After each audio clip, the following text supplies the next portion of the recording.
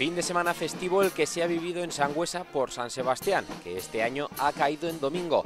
Celebraciones que comenzaban el viernes con el lanzamiento de cohete desde el balcón trasero del ayuntamiento, cohete que lanzaban estos vecinos ilustres que cumplen un siglo.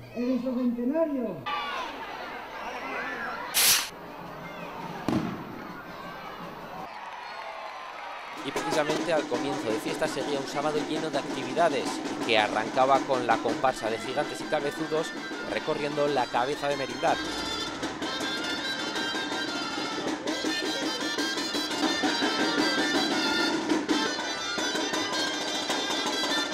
El domingo, día del patrón, la banda municipal de música y los gaiteros fueron los encargados de despertar al pueblo con sus dianas, poco después de que hubiera salido el sol.